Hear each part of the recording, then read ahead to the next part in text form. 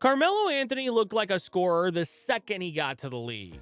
The jab steps, the footwork, the strength, the high release, the way he could get to a hard shot and make it look normal. That part was never the question. That's why his story still hits. Not because people didn't see the talent, because they saw it the whole time, and still kept talking about him like he needed to be argued over instead of respected. Carmelo Anthony looked like a scorer right away. That's where his story starts. Not with debates, not with legacy arguments, not with people picking apart what he wasn't. With buckets. Because the moment Melo got to the NBA, the talent was obvious. The footwork, the balance, the jab step, the face-up game, the strength to move defenders off their spots, the touch to rise up over the top anyway. He didn't look like a project. He looked ready. That matters, because some players take time before you can clearly see what they are. With Carmelo, you saw it immediately. He was a scorer. And not just any scorer, a natural one. The kind the sport doesn't produce often. That's what made him special. A lot of great scorers make you feel the effort. Melo could make difficult offense look calm. One hard dribble, pull up, bucket. Catch at the elbow, jab step, defender leaning the wrong way, rise up, bucket. Smaller defender on him, too strong. Bigger defender on him, too skilled. That's why people who really watched him still talk about the beauty of it. Because Carmelo Anthony wasn't just putting points on the board. He was one of the cleanest one-on-one scorers of his era. And that should have made the story simple. But it never was. Because Carmelo entered the league in 2003. And that means he didn't just enter the NBA. He entered a competition. He entered a comparison. With the third pick in the 2003 NBA draft, the Denver Nuggets select Carmelo Anthony from Syracuse University. That draft class had LeBron James, Dwayne Wade, Chris Bosh, and Carmelo Anthony. So from the beginning, the conversation around Melo was never fully his own. It was always tied to the question, how does he compare? That matters, because some stars get to arrive as themselves. Others arrive inside a debate. Melo lived inside the debate. And the crazy part is, he kept giving people proof anyway. At Syracuse, he had already done it on the biggest college stage. As a freshman, he led them to the 2003 National Championship. That's a real scene. The orange jersey, the title run, the feeling that he already knew how to score when everything got tight. Then he got to Denver, and the impact was immediate. The Nuggets had won 17 games the year before he arrived. In Melo's rookie season, they won 43 and made the playoffs. That matters, because he didn't walk into a stable situation. He helped change the energy of a franchise right away, and he looked comfortable doing it. That's part of what made him such a real star so early. He didn't feel unsure. He didn't feel tentative. He didn't feel like he was waiting for the game to slow down. He looked at home in his own offense almost immediately. That's rare. And the scoring kept proving it. In Denver, he became one of the hardest covers in the league. The jab steps, the pull-ups, the post work, the body control. The way he could get into a mid-post possession, hold the defender there, and still create exactly what he wanted. That's not normal. That's elite scoring craft. And when he got rolling, the whole floor changed. Because Melo didn't just score. He made defenders feel stuck.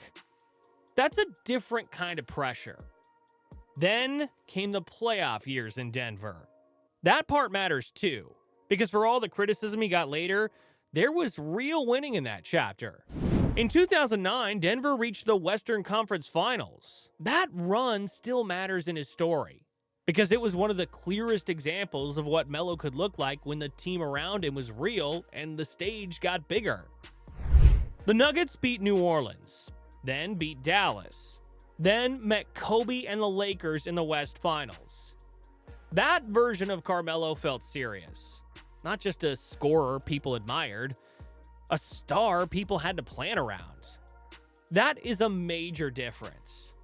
And yet, even with all of that, the respect around him always felt a little conditional. That's the tension in his story. Because basketball doesn't always know how to handle players who are clearly elites, but not packaged in the exact way people want. Melo was brilliant.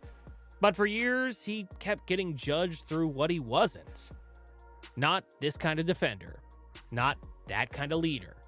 Not this kind of franchise savior. Not the guy people wanted to compare him to most. That burden followed him. And over time, it started shaping the way people talked about him more than the actual scoring greatness itself. That's what makes his story frustrating. Because a player can be extraordinary and still get talked about like a disappointment if the conversation gets poisoned by comparison. Carmelo Anthony lived there for years. Then came New York. And that changed the pressure again. Because once Melo got to the Knicks, the whole thing got bigger. Now it wasn't just scoring.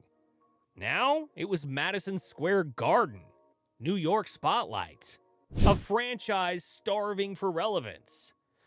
A city that can make a star feel enormous or unfinished, depending on the night. And for stretches, Melo looked built for that stage too. The isolations, the Garden crowd rising, the confidence, the sense that if he got hot, the whole building felt it immediately. That's a real part of his legacy. In 2012-13, he won the scoring title, 28.7 points per game.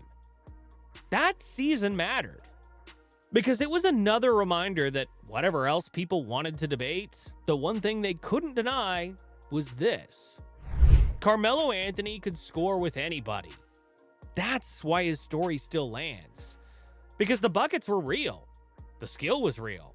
The aura was real. The shot making was real. And still, the respect never fully matched it. That's the hurt in his legacy.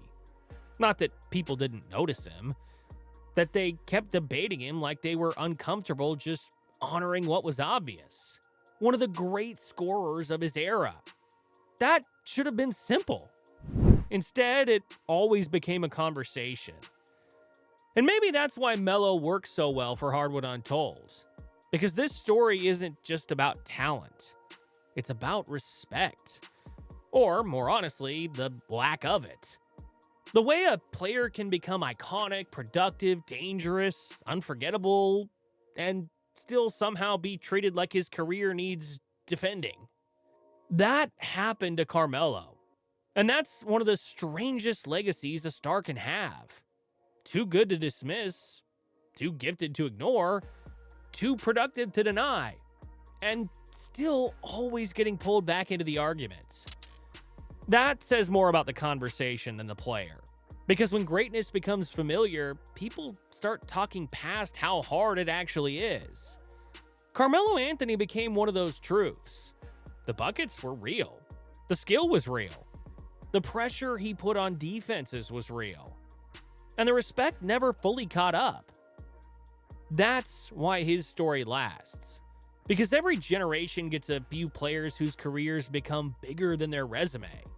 Players who force people to ask, what exactly were we watching? And why were so many people so hesitant to call it what it was? Carmelo Anthony is one of those players.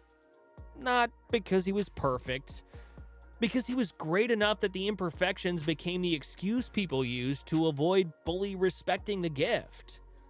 And that gift was undeniable. One of the cleanest scorers the league had seen. One of the hardest one-on-one covers of his generation. One of the players who could make offense feel beautiful without ever making it feel soft. That is legacy. And maybe that's the cleanest way to say it. Carmelo Anthony didn't need people to pretend he was something he wasn't. He only needed them to respect what he clearly was. The NBA never gave him enough of that. If you want more basketball stories about stars whose greatness never got the full respect it deserved, subscribe to Hardwood Untold.